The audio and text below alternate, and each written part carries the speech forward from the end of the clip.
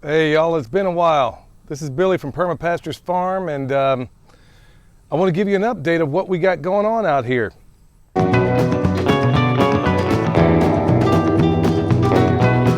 It's been a while because I've been busy, working entirely too much, and all I could really do is kind of stay in maintenance mode right now. But hey, that's realistic, and that's what time it is out here.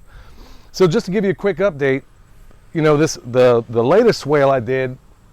Some of this stuff is going to seed. We have a little bit of, it's primarily just cowpea and buckwheat, but it's going to seed. I'm going to chop it before long, and then we'll be prepping things for the fall. Or in Texas, you usually have to plant the trees and everything else you want to do.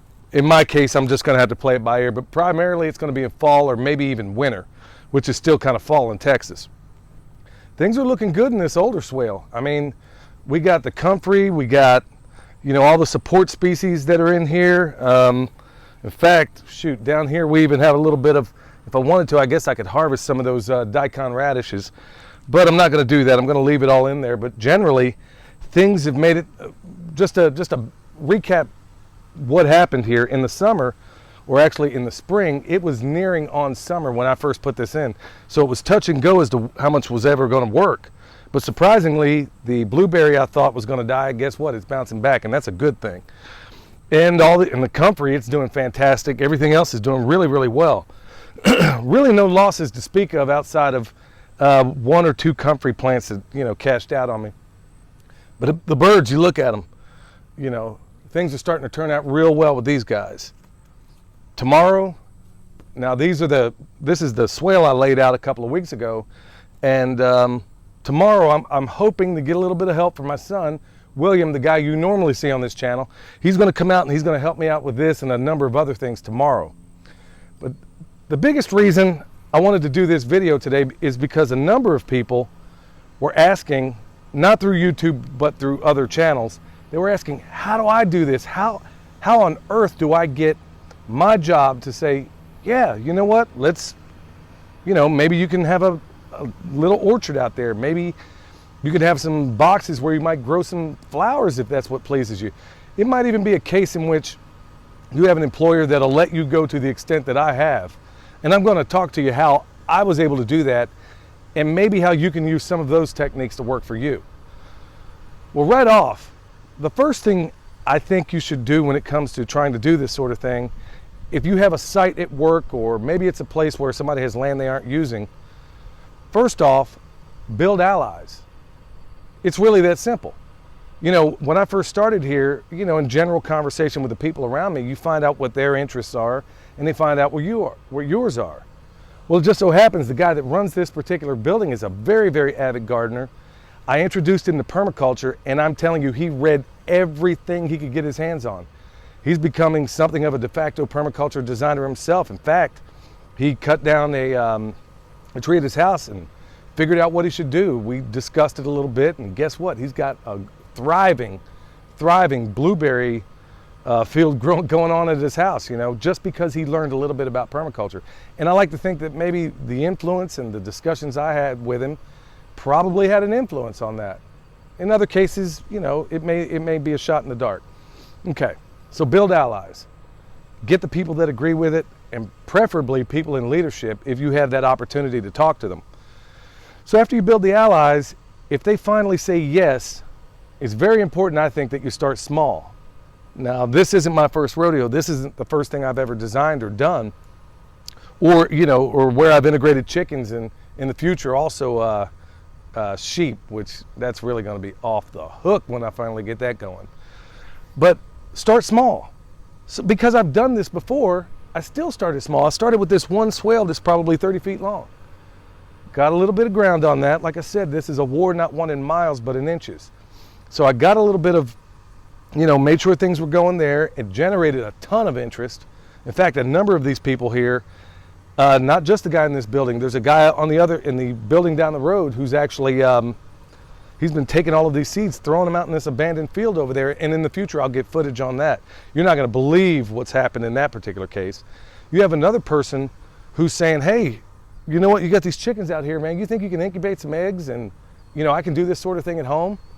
There's a couple of guys, they're brothers, friends of mine here. And they're actually going to take these chickens and babysit them for about 3 weeks when I take a little vacation coming up very soon. Okay, so you built the allies. You start small. Folks, I can't emphasize this next point enough. Don't do anything radical. Don't do anything you haven't already done before.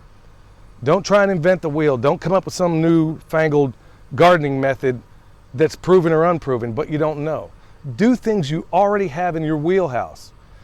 Don't come up with something that's so avant-garde and radical that nobody can relate, or it's so far off the wall that they're not even going to give you a shot with it. Start simple. Say, look, maybe an orchard, maybe a food forest if you can communicate a food forest to them in an effective way. Maybe it's just some garden boxes. Maybe they'll let you run chickens. In fact, I've even had a discussion with the folks down the road that, let's say this thing were all to go to pot. Well, I've already began preliminary discussions with some of the folks in the building next to us. I think it's it's a government office. And they have land over there. Well, guess what? In the future, I'm going to take the person that runs that building, walk them over here, and because I already have the beginnings of a demonstration site, I can say, look, this is what I can do to your place over there.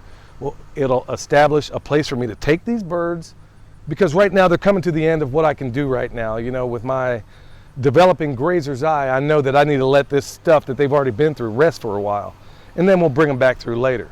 There's also the other side of this building that I can utilize. Okay, so we've done all that. Recruited allies, not done anything radical. Show them how they benefit. I can't emphasize that point enough. Show them exactly how they benefit. Show them, hey, you know what? If I take this played out dirt you have out here that has nothing but weeds and marginal grass, and I were to plant a few trees out there, you know what? That would provide a good place for people to take break. You know what? If the trees become productive, they might be able to actually go out here, pick fruit like we did not long ago. Show them how they benefit. Hey, it'll beautify the place. It'll create buzz. It'll create excitement. These are all things that you can use to generate excitement from the people that maybe run the place, but they'll also hear it from the people at your level or the people underneath that can say, hey, you know what? Joe Blow had a decent idea. Maybe we ought to put some fruit trees out there. Start small. Start simple. Don't overcomplicate it, and do things that are already in your wheelhouse or not far outside of your wheelhouse. Now, with all of that said, folks, yeah, this is the first demonstration site I've ever done on a job site, but I'm planning on doing more in other places. I'd be remiss if I didn't also point out that on any given weekend or any time the people in this building have off. Now keep in mind, I'm only 15 minutes from Lake Texoma. It's a pretty large lake up here that borders Oklahoma and Texas. On any given weekend, you can ask these guys what they're going to do, and I mean from the leadership all the way down, it doesn't matter. These people here are extremely close to their food. And what I mean is, these people fish often. They hunt when they're not fishing. These outdoorsmen and outdoors women, this is fertile ground for you to be able to do these things in your job. Leverage those things. These are people that are already very comfortable with, not necessarily going to a grocery store to get all their food. It's certainly not the meat. In most cases, they prefer the wild stuff, and so do I. So use that as leverage. It's a very, very important tool. What we're doing here, I think, is something pretty special. It's unique.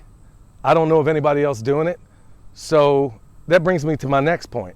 Hit that like button on the bottom and tell your friends about us. Look, folks, I won't belabor the point. I just wanted to get that stuff across. We have exciting stuff coming up in the future. The next of which being, we're going to show you, I'm going to get William's help tomorrow. We're going to show you how exactly to do this swale at this point. So like I said, hit the like button, tell your friends about us, consider subscribing. I think I'm supposed to say that too.